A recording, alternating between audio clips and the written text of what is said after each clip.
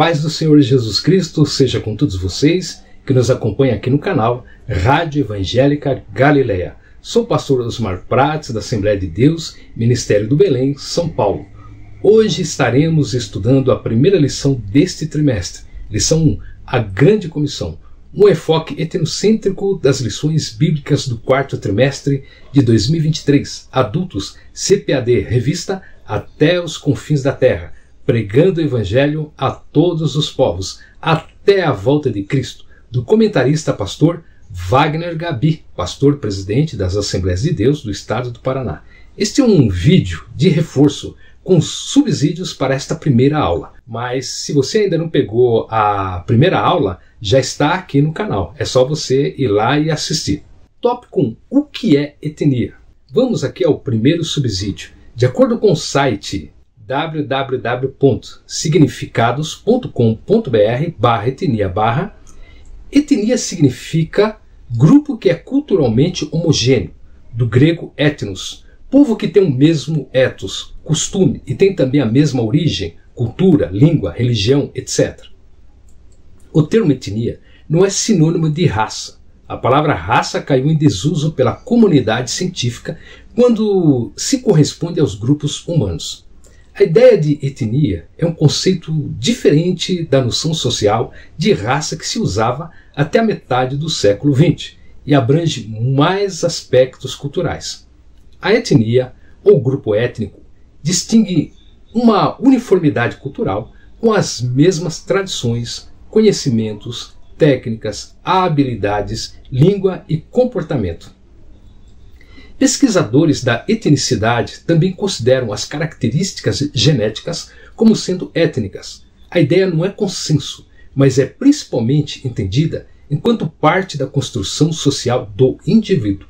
Por exemplo, os afrodescendentes que se identificam com os grupos étnicos africanos por aspectos físicos que vão além da cor da pele e passam também pelo formato do nariz, dentes, estrutura corporal, tradições, costumes e etc. Podemos classificar enquanto etnias do mundo os árabes, os judeus, os Hans, originários da China, e os guaranis, assim como grupos menores com características culturais bem próximas dos seus vizinhos, como as centenas de etnias africanas. Alguns autores afirmam que o termo etnia surgiu em Israel, na época retratada no Antigo Testamento da Bíblia. Os seguidores do judaísmo usavam o termo etnos para descrever os que não eram judeus. Os não-judeus, os que não eram israelitas, nos tempos bíblicos, eram chamados de gentios também. Tópico 2. O Evangelho muda a cultura. Vamos agora ao segundo subsídio. De acordo com a EBD do primeiro trimestre de 2020, da lição 10, só o Evangelho muda a cultura humana. Da CPAD Adultos, a Raça Humana, Origem, Doutrina e Redenção, comentário do pastor Claudionor Correia de Andrade.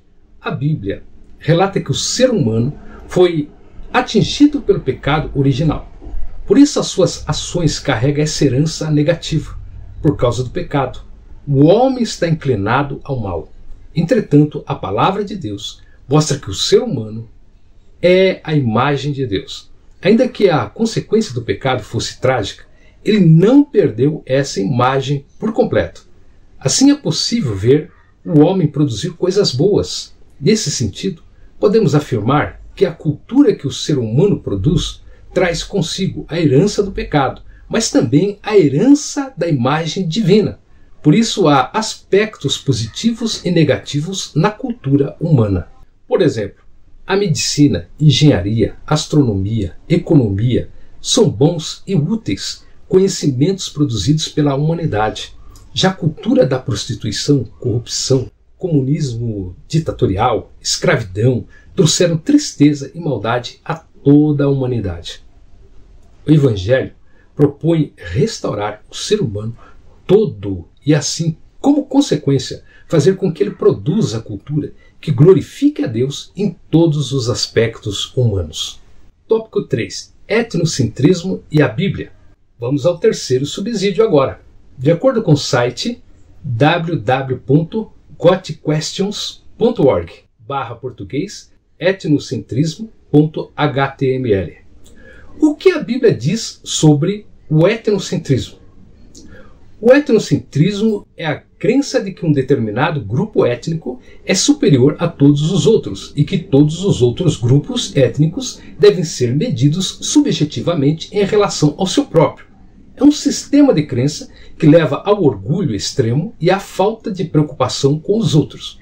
Como a raça geralmente faz parte da etnia, o etnocentrismo costuma estar relacionado ao racismo, que tem sido uma praga na humanidade há séculos. Não há lugar entre o povo de Deus para as atitudes etnocêntricas, que levam ao racismo. Essas atitudes são contrárias às Escrituras e desagradam a Deus. Biblicamente, o etnocentrismo é pecado. Todos os homens e mulheres são feitos à imagem de Deus, conforme Gênesis capítulo 1, do 26 ao 27, capítulo 9, versículo 6. Embora essa imagem seja corrompida pelo pecado, Deus não mostra parcialidade ou favoritismo, conforme Deuteronômio 10:17, Atos 10:34. Jesus não deu a sua vida por uma raça, cultura ou tribo em particular, mas por sua morte ele comprou para Deus os que procedem de toda tribo, língua, povo e nação. Apocalipse 5 e 9. As Escrituras nos dizem que Jesus veio para salvar o mundo, tanto judeus quanto gentios.